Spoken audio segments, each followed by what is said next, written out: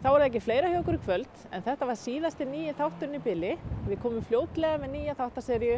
Bless, bless.